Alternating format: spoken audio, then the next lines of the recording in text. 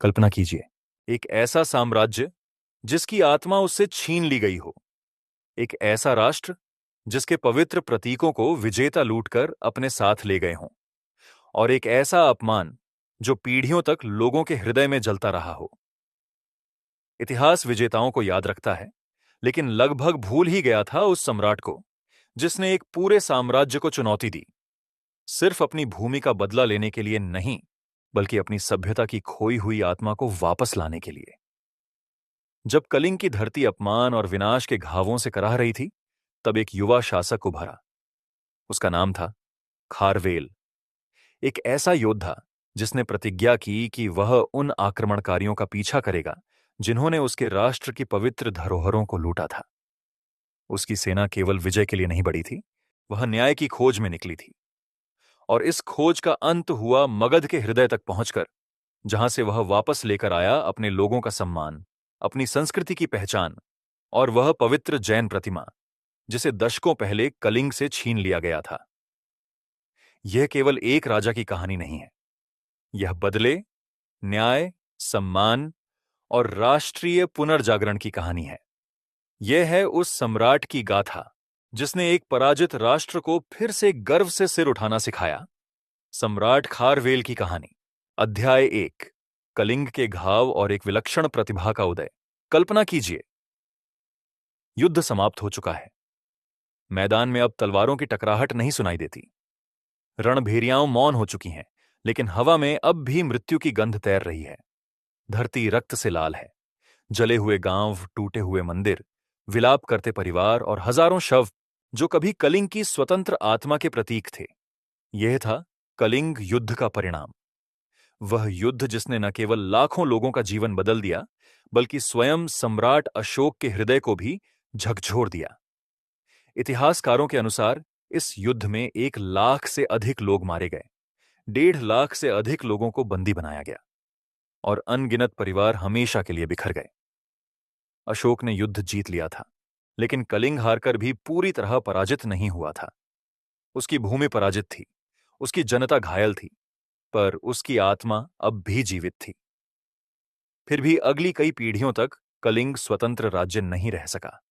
वह मौर्य साम्राज्य के अधीन एक प्रदेश बन गया। उसके शासकों की शक्ति सीमित कर दी गई, उसकी सेना कमजोर कर दी गई और उसकी राजनीतिक स्वतंत्रता छीन ली गई। जो राज्य कभी समुद्री व्यापार, सैन्य शक्ति और सांस्कृतिक गौरव का केंद्र था, वह अब साम्राज्य की छाया में जीने को विवश था। समय बीतता गया। अशोक का युग समाप्त हुआ। मौर्य साम्राज्य धीरे धीरे कमजोर होने लगा, लेकिन कलिंग के लोगों के मन में एक प्रश्न अब भी जीवित था। क्या कभी ऐसा दिन आएगा जब कलिंग फिर से स्वतंत्र होगा? क्या कोई ऐसा नेता जन्म लेगा जो पराधीनता की इन जंजीरों को तोड़ सके? और फिर इतिहास ने उस प्रश्न का उत्तर देना शुरू किया। लगभग पहली शताब्दी ईसा पूर्व के आसपास कलिंग की भूमि पर एक बालक का जन्म हुआ। एक ऐसा बालक जिसका नाम आने वाली पीढ़ियां सम्मान और गर्व से लेंगी। उसका नाम था खारवेल। उस समय शायद किसी ने नहीं सोचा होगा कि यही बालक एक दिन कलिंग को पुनः गौरव के शिखर पर पहुंचाएगा, लेकिन उसके जीवन की तैयारी बचपन से ही शुरू हो चुकी थी। खारवेल किसी साधारण राजकुमार की तरह नहीं पले बढ़े। उन्हें केवल सिंहासन का उत्तराधिकारी नहीं बनाया जा रहा था, बल्कि एक राष्ट्र का पुनर्निर्माता बनाया जा रहा था। उनकी शिक्षा अत्यंत व्यापक थी। उन्होंने वित्त और राजकोष का अध्ययन किया। उन्हें सिखाया गया कि राज्य की समृद्धि केवल युद्ध से नहीं, बल्कि मजबूत अर्थव्यवस्था से आती है। उन्होंने कानून और प्रशासन का ज्ञान प्राप्त किया। उन्होंने सीखा कि न्यायपूर्ण शासन किसी भी साम्राज्य की वास्तविक नींव होता है। लेकिन शिक्षा का यह पक्ष ही पर्याप्त नहीं था। उन्हें युद्ध कला में भी प्रशिक्षित किया गया। घुड़सवारी, रथ संचालन, तलवारबाजी, धनुर्विद्या, रणनीति और सैन्य नेतृत्व, इन सभी कलाओं में उन्हें दक्ष बनाया गया। उनके शिक्षकों का उद्देश्य स्पष्ट था। कलिंग को केवल एक राजा नहीं चाहिए था, उसे ऐसा शासक चाहिए था जो प्रशासन समझता हो, अर्थव्यवस्था संभाल सकता हो और आवश्यकता पड़ने पर रणभूमि में सेना का नेतृत्व भी कर सके। जैसे जैसे खारवेल बड़े हुए, वैसे वैसे उनकी प्रतिभा स्पष्ट होती गई। उनमें साहस था, उनमें अनुशासन था, उनमें दूरदर्शिता थी, और सबसे महत्वपूर्ण, उनके भीतर अपने राष्ट्र की स्वतंत्रता के लिए प्रबल आकांक्षा थी। वे उस पीढ़ी के प्रतिनिधि बन रहे थे जिसने पराधीनता को देखा था लेकिन उसे अपनी नियति मानने से इनकार कर दिया था। फिर वह क्षण आया जिसने इतिहास की दिशा बदल दी। 24 वर्ष की आयु, एक ऐसी उम्र जब अधिकांश युवा अभी अपने जीवन की दिशा खोज रहे होते हैं, लेकिन खारवेल के लिए यह नेतृत्व का समय था। उनका राजाभिषेक हुआ और उसी के साथ कलिंग के इतिहास में एक नए अध्याय की शुरुआत हुई।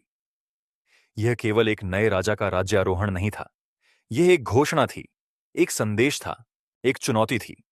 यह घोषणा थी कि कलिंग अब केवल अतीत के घावों को याद नहीं करेगा, वह अपना भविष्य स्वयं लिखेगा। खारवेल ने महामेघवाहन वंश की शक्ति को नई पहचान दी। उनके शासन ने यह स्पष्ट कर दिया कि कलिंग अब किसी साम्राज्य की छाया में रहने वाला प्रदेश नहीं रहेगा, वह फिर से एक संप्रभु शक्ति बनेगा। एक ऐसा राज्य जो अपने निर्णय स्वयं लेगा, अपने शत्रुओं का सामना स्वयं करेगा और अपने गौरव को पुनः प्राप्त करेगा।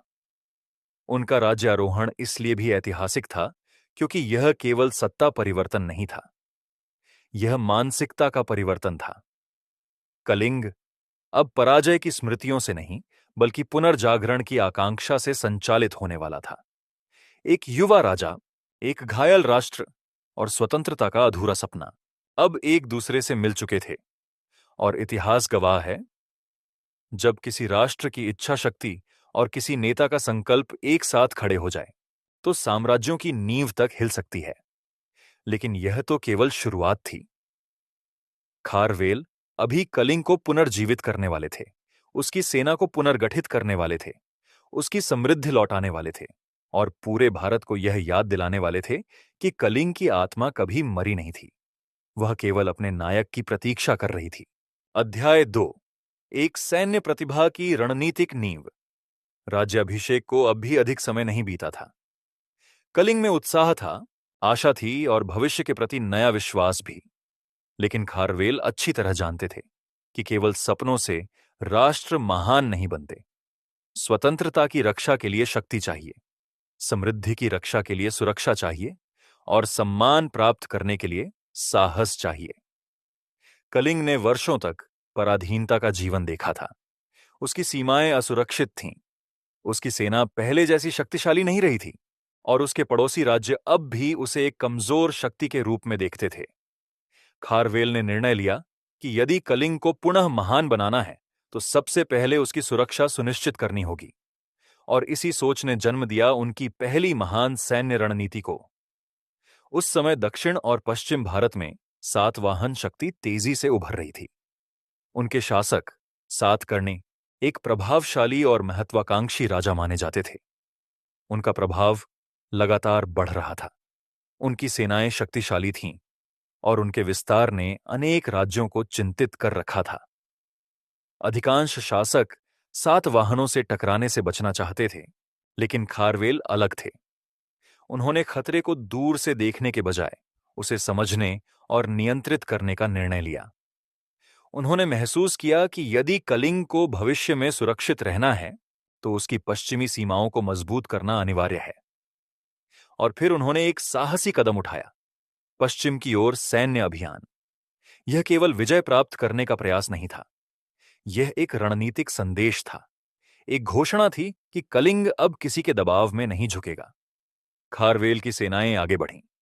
उनकी गति तेज थी, उनकी योजना स्पष्ट थी और उनका उद्देश्य सीमाओं की सुरक्षा सुनिश्चित करना था। इतिहास के अभिलेख बताते हैं कि इस अभियान ने सातवाहन प्रभाव को चुनौती दी। एक युवा राजा जो अभी अभी सिंहासन पर बैठा था, अब भारत की सबसे प्रभावशाली शक्तियों में से एक को चुनौती दे रहा था। यह साहस असाधारण था, लेकिन खारवेल का आत्मविश्वास केवल साहस पर आधारित नहीं था। उसके पीछे थी एक सुविचारित सैन्य तैयारी। खारवेल समझते थे कि युद्ध केवल वीरता से नहीं जीते जाते, युद्ध संगठन से जीते जाते हैं, अनुशासन से जीते जाते हैं और आधुनिक सैन्य संरचना से जीते जाते हैं। इसीलिए उन्होंने अपनी सेना के पुनर्गठन का कार्य प्रारंभ किया। सबसे पहले पैदल सेना पर ध्यान दिया गया। कलिंग की पैदल टुकड़ियों को नए ढंग से संगठित किया गया, प्रशिक्षण को अधिक कठोर बनाया गया, अभ्यास नियमित हुए और कमांड संरचना को स्पष्ट किया गया। हर सैनिक को केवल लड़ना नहीं, बल्कि संगठित होकर लड़ना सिखाया गया। युद्ध भूमि में अनुशासन उनकी नई सेना की पहचान बनने लगा। लेकिन खारवेल की सबसे बड़ी शक्ति केवल पैदल सेना नहीं थी, वह थी कलिंग की प्रसिद्ध गज सेना।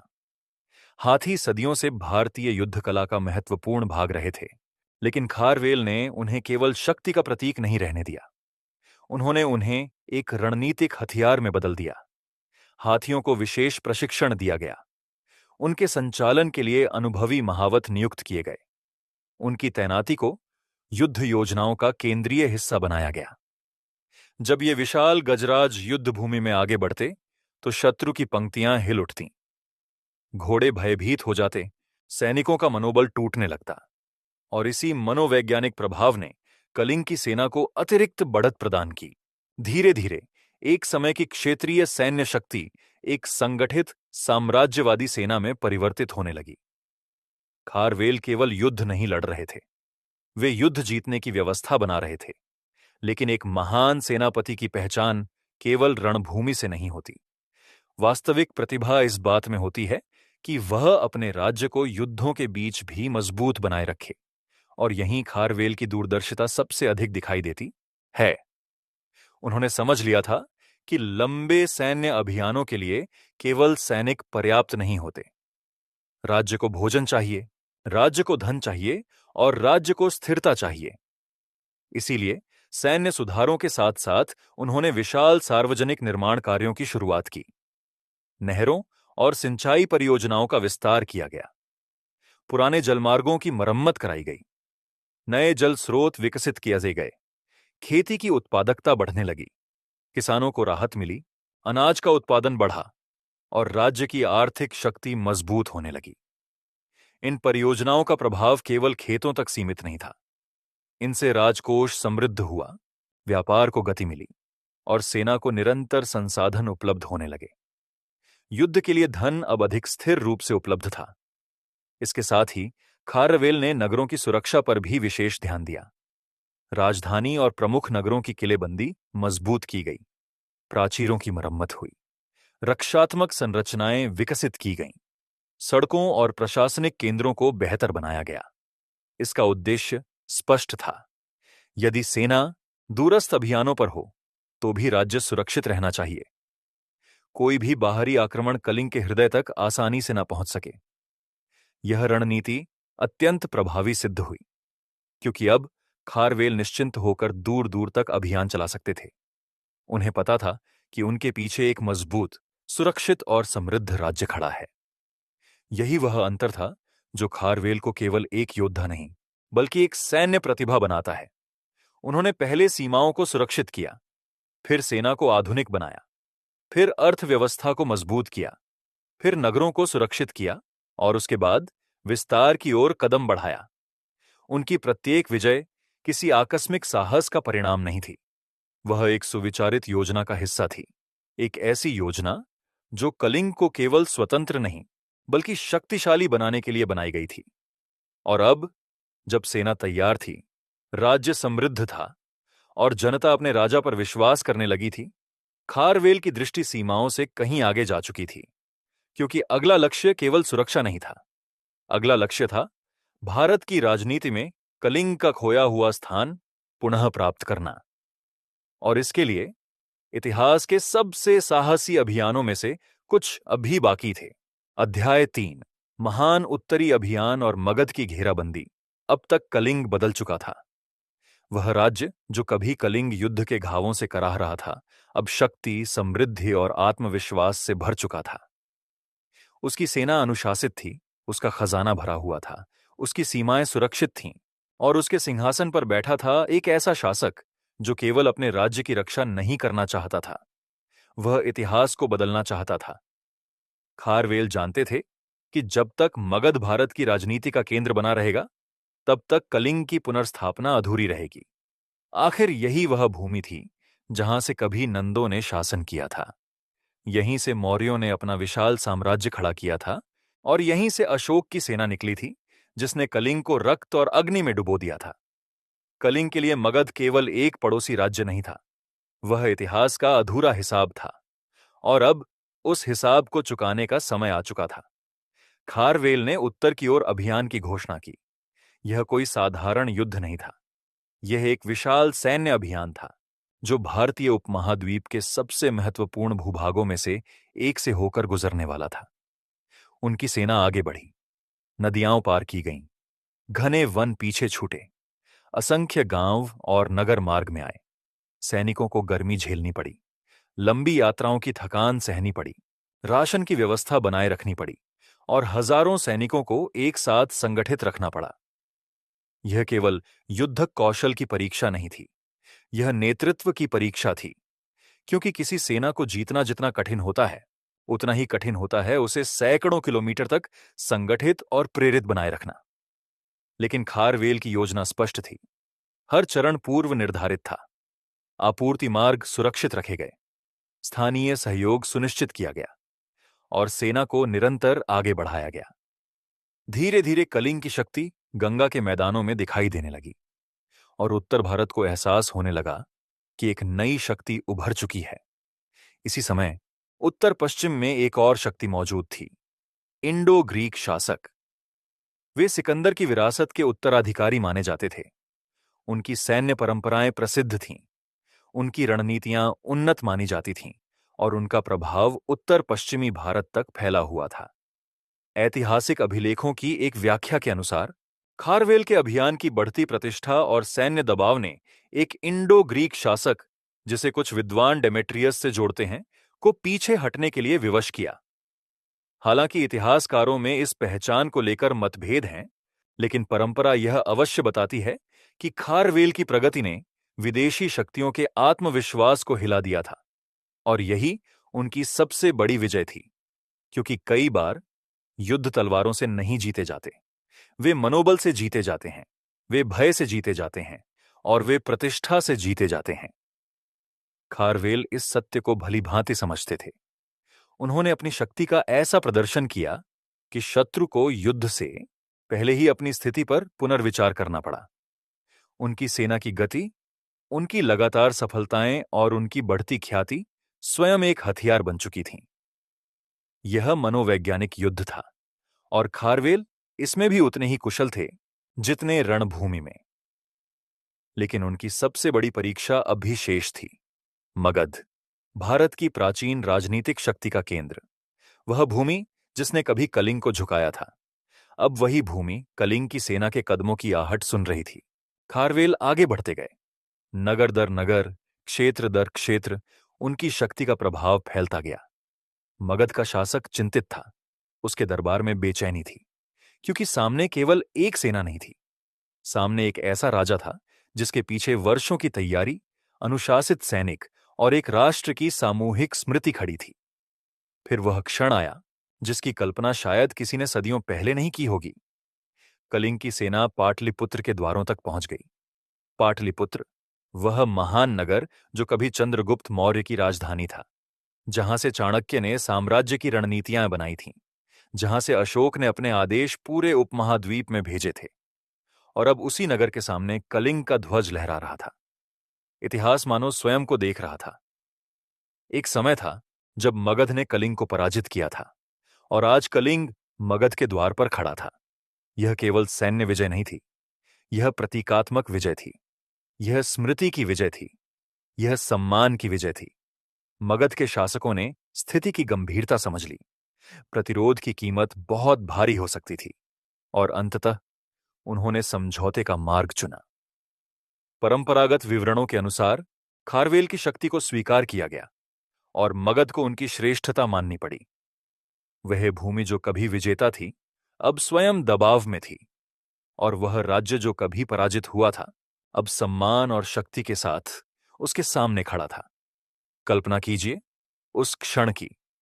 पाटलिपुत्र के विशाल द्वार, चारों ओर खड़े सैनिक, राजदूतों की गतिविधियां और उनके बीच खारवेल, वह युवा राजा जिसने अपने राष्ट्र के अपमान को अपनी पीढ़ी की नियति बनने से इनकार कर दिया था। वह राजा जिसने कलिंग के घावों को शक्ति में बदल दिया, वह सेनापति जिसने हजारों किलोमीटर दूर तक अपनी सेना का नेतृत्व किया, और वह नेता जिसने इतिहास की दिशा मोड़ दी। उस दिन पाटलिपुत्र के सामने केवल एक व्यक्ति नहीं खड़ा था, उसके साथ खड़ा था कलिंग का स्वाभिमान, कलिंग की स्मृति और कलिंग की पुनर्जन्मी आत्मा। लेकिन खारवेल की कहानी केवल विजयों की कहानी नहीं है। उनकी सबसे बड़ी विरासत शायद युद्धों से भी आगे थी, क्योंकि अब जब उनके शत्रु झुक चुके थे और उनका नाम पूरे भारत में गूंजने लगा था, वे एक और महान कार्य की ओर बढ़ने वाले थे। एक ऐसा कार्य जो उन्हें केवल विजेता नहीं, बल्कि संस्कृति, धर्म और सभ्यता के रक्षक के रूप में अमर बना देगा। अध्याय 4। पवित्र जिन की वापसी और राष्ट्रीय गौरव का पुनर्जन्म। युद्ध जीते जा चुके थे, सीमाएं सुरक्षित थीं, शत्रु झुक चुके थे और खारवेल का नाम पूरे भारत में सम्मान के साथ लिया जाने लगा था। किसी भी अन्य विजेता के लिए यह पर्याप्त होता, लेकिन खारवेल केवल भूमि जीतने नहीं निकले थे। उनका उद्देश्य उससे कहीं बड़ा था। वे केवल राज्य का विस्तार नहीं चाहते थे, वे एक राष्ट्र की आत्मा को पुनर्जीवित करना चाहते थे। क्योंकि कुछ घाव ऐसे होते हैं जो तलवार से नहीं लगते, वे स्मृति में बस जाते हैं, वे पीढ़ियों तक जीवित रहते हैं। और कलिंग के लोगों के हृदय में भी ऐसा ही एक घाव था, एक ऐसा अपमान जो लगभग 3 शताब्दियों से उनकी सामूहिक चेतना में जीवित था। समय को पीछे ले चलिए, उस युग में जब नंद वंश मगध की सबसे शक्तिशाली शक्ति था।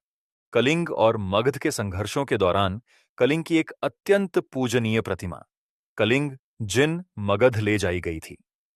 वह केवल पत्थर की एक मूर्ति नहीं थी, वह आस्था का प्रतीक थी, वह सांस्कृतिक पहचान का प्रतीक थी, वह उस गौरव का प्रतीक थी जिसे कलिंग अपने अस्तित्व का हिस्सा मानता था।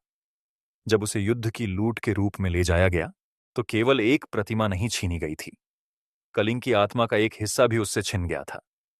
पीढ़ियां बीत गईं, राजा बदलते गए, साम्राज्य उठे और गिरे, लेकिन उस अपमान की स्मृति जीवित रही। दादा अपने पोतों को बताते थे, पुजारी मंदिरों में उसका उल्लेख करते थे, और कलिंग के लोग उस दिन की प्रतीक्षा करते रहे जब उनकी खोई हुई धरोहर वापस लौटेगी। खारवेल इस इतिहास को जानते थे। वे समझते थे कि किसी राष्ट्र की शक्ति केवल उसकी सेना में नहीं होती, वह उसकी स्मृतियों में भी होती है, वह उसकी संस्कृति में भी होती है, और वह उसकी आस्था में भी होती है। इसीलिए जब उन्हें अवसर मिला, तो उन्होंने केवल राजनीतिक विजय से संतुष्ट होने से इनकार कर दिया। उन्होंने उस अधूरे अध्याय को पूरा करने का निर्णय लिया जो सदियों से कलिंग की चेतना में खुला पड़ा था। मगध पर अपना प्रभाव स्थापित करने के बाद उन्होंने उस पवित्र जिन प्रतिमा की वापसी सुनिश्चित की। कल्पना कीजिए उस क्षण की, सदियों से बिछड़ा हुआ प्रतीक अब अपने घर लौट रहा था। राजमार्गों पर लोग खड़े थे, मंदिरों में घंटियां बज रही थीं, आंखों में आंसू थे, लेकिन वे पराजय के आंसू नहीं थे, वे पुनर्मिलन के आंसू थे, वे गौरव के आंसू थे, वे उस पीड़ा के अंत के आंसू थे जिसने 300 वर्षों तक एक राष्ट्र का पीछा किया था। यही वह क्षण था जब खारवेल केवल एक विजेता से कहीं अधिक बन गए। लेकिन इस कहानी का सबसे अद्भुत भाग यह है कि हमें इसके बारे में पता कैसे चला, क्योंकि अधिकांश प्राचीन राजाओं की कथाएं दूसरों द्वारा लिखी गई हैं, दरबारी कवियों ने, इतिहासकारों ने, या बाद की पीढ़ियों ने। लेकिन खारवेल के मामले में हमारे पास एक असाधारण स्रोत मौजूद है, हाथी गुम्फा अभिलेख। उड़ीसा की उदयगिरी पहाड़ियों की चट्टानों पर उत्कीर्ण यह अभिलेख प्राचीन भारत के सबसे महत्वपूर्ण ऐतिहासिक दस्तावेजों में से एक माना जाता है, क्योंकि यह केवल घटनाओं की सूची नहीं है, यह एक राजा की अपनी आवाज है। उसकी उपलब्धियां, उसके अभियान, उसकी महत्वाकांक्षाएं और उसके संकल्प, सब कुछ सीधे उसके दृष्टिकोण से दर्ज किया गया है। इतिहास में ऐसे उदाहरण अत्यंत दुर्लभ हैं। जब हम हाथी गुम्फा अभिलेख पढ़ते हैं, तो ऐसा लगता है मानो खारवेल स्वयं अपने युग की कहानी सुना रहे हों। वे केवल युद्धों का वर्णन नहीं करते, वे यह भी बताते हैं कि उन्होंने अपने राज्य की प्रतिष्ठा को पुनर्स्थापित करने के लिए क्या-क्या किया। उन्होंने जल परियोजनाएं बनवाईं, नगरों का पुनर्निर्माण कराया, जनता को समृद्ध बनाया, और फिर उन्होंने उन प्रतीकों को वापस लाने का प्रयास किया जो कलिंग की पहचान का हिस्सा थे। यह केवल राजनीतिक कार्यक्रम नहीं था, यह राष्ट्रीय सम्मान को पुनः स्थापित करने की प्रतिज्ञा थी। कल्पना कीजिए, यदि कोई राष्ट्र अपनी सबसे पवित्र धरोहर खो दे और फिर सदियों बाद कोई नेता उसे वापस लेकर आए। लोग उसे केवल शासक नहीं मानेंगे, वे उसे रक्षक मानेंगे, संरक्षक मानेंगे और उद्धारकर्ता मानेंगे। खारवेल के साथ भी यही हुआ। उनकी सैन्य विजय ने लोगों को प्रभावित किया, लेकिन कलिंग जिनकी वापसी ने उनके हृदय जीत लिए। अब वे केवल वह राजा नहीं थे जिसने शत्रुओं को हराया था, वे वह राजा थे जिसने अपनी जनता की आत्मा को वापस लौटाया था। उनकी छवि बदल गई। वे केवल सेनापति नहीं रहे, वे संस्कृति के संरक्षक बन गए, वे धर्म के रक्षक बन गए, वे उस विरासत के पहरेदार बन गए जिसे कलिंग की जनता पवित्र मानती थी। यही कारण है कि खारवेल की स्मृति सिर्फ युद्धों और विजयों में नहीं जीवित है, वह मंदिरों में जीवित है, वह लोक कथाओं में जीवित है, वह उन अभिलेखों में जीवित है जो आज भी उनकी कहानी सुनाते हैं। उन्होंने केवल राज्य की सीमाएं नहीं बढ़ाईं, उन्होंने लोगों के आत्मसम्मान को पुनर्स्थापित किया।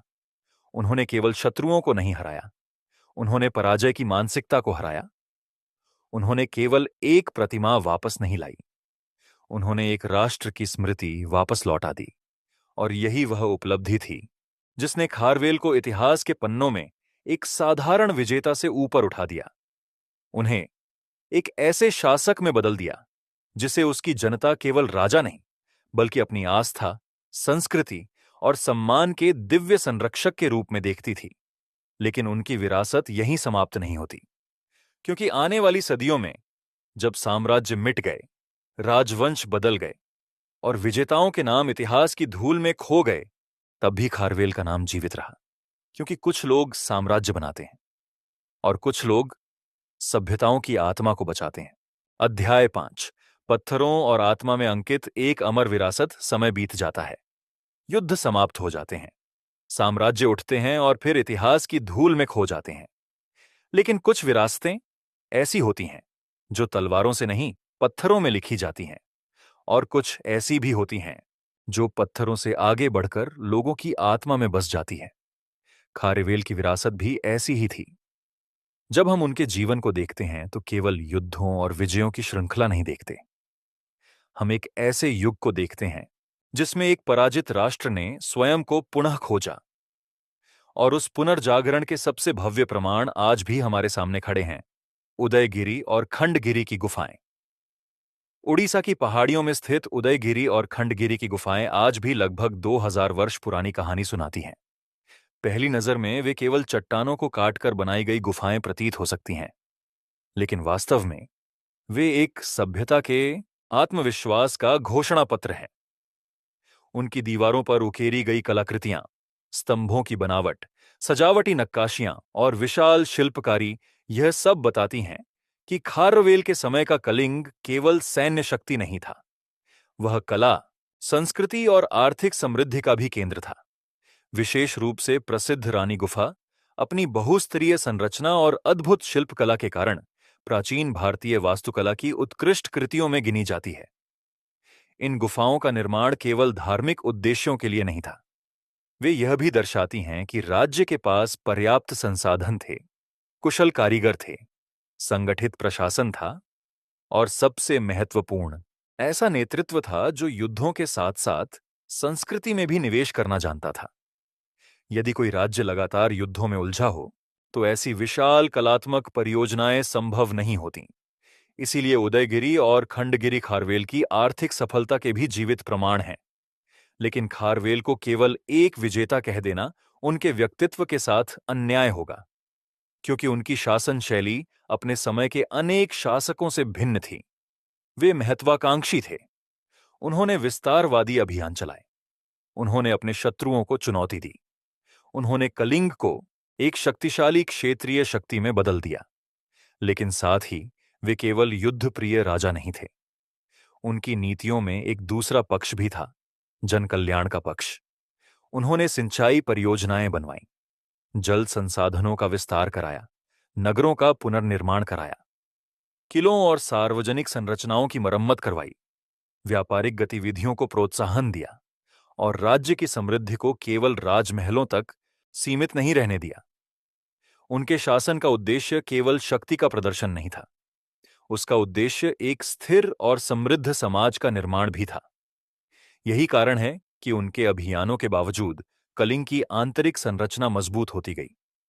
उनकी सबसे उल्लेखनीय विशेषताओं में से एक थी धार्मिक सहिष्णुता। खारवेल को सामान्यतः जैन धर्म का संरक्षक माना जाता है। कलिंग, जिनकी वापसी इसका स्पष्ट उदाहरण है, लेकिन इसके बावजूद ऐतिहासिक संकेत बताते हैं कि उन्होंने अन्य धार्मिक परंपराओं के प्रति भी सम्मान का दृष्टिकोण अपनाया। उन्होंने शासन को केवल एक धार्मिक पहचान तक सीमित नहीं किया। उनके लिए राज्य की शक्ति सांस्कृतिक विविधता को साथ लेकर चलने में थी। यह दृष्टिकोण उस युग में अत्यंत महत्वपूर्ण था, क्योंकि इतिहास बार बार दिखाता है कि केवल तलवार से राज्य जीते जा सकते हैं, लेकिन लंबे समय तक टिकाऊ समाज सहिष्णुता और संतुलन से ही बनते हैं। यही संतुलन खारवेल को असाधारण बनाता है।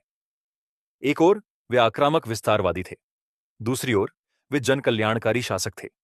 एक ओर वे महान सेनापति थे, दूसरी ओर वे कला और धर्म के संरक्षक थे। एक ओर वे विजेता थे, दूसरी ओर वे पुनर्निर्माता थे। और शायद यही कारण है कि उनका व्यक्तित्व किसी एक परिभाषा में सीमित नहीं किया जा सकता। लेकिन फिर एक प्रश्न उठता है, यदि खारवेल इतने महान थे तो उनका नाम सदियों तक इतिहास के मुख्य प्रवाह से लगभग गायब क्यों रहा? इसका उत्तर स्वयं इतिहास की प्रकृति में छिपा है। कई बार कुछ साम्राज्य अपने पीछे विशाल साहित्य छोड़ जाते हैं, कुछ राजवंशों के बारे में असंख्य ग्रंथ लिखे जाते हैं, लेकिन कुछ महान शासकों की स्मृति शिलालेखों और खंडहरों में छिपी रह जाती है। खारवेल भी लंबे समय तक ऐसे ही रहे। उनका नाम व्यापक रूप से ख्यात नहीं था। उनकी उपलब्धियां सीमित ऐतिहासिक स्रोतों में बिखरी हुई थीं। फिर आधुनिक पुरातत्वविदों और इतिहासकारों ने उदयगिरि की पहाड़ियों पर अंकित हाथी गुम्फा अभिलेख का गहन अध्ययन किया और धीरे धीरे एक भूला हुआ अध्याय फिर से सामने आने लगा। इस पुनर्खोज ने हमारी प्राचीन भारतीय इतिहास की समझ को बदल दिया।